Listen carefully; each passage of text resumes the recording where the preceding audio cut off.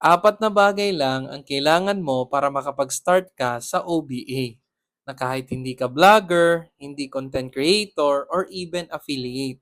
So una, kailangan mo is magkaroon ka ng cellphone or any gadget.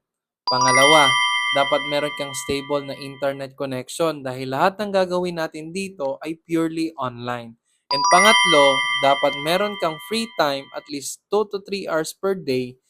At pang-apat, ito yung pinaka-importante. Dapat meron ka yung tinatawag namin na user ID dahil sa user ID, doon mo makikita lahat yung online transactions mo at doon papasok yung income mo.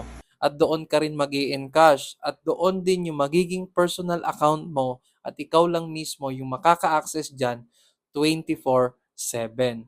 So dito, pwede kang kumita ng 1,000 to 3,000 per day or more, depende pa yan sa effort at oras na ibibigay mo. At ang gagawin mo lang is mag-set ng appointment, local and international na hindi mo na kailangan pa na maging magaling mag-English because scripts are provided. And even marketing tools provided na rin. Basically, ang gagawin mo lang talaga is mag-copy and paste. So, pwede ito sa mga OFWs, empleyado, senior citizen, retire, even mga business owners, mommy and daddy, mga estudyante na nasa bahay lang nababad sa online.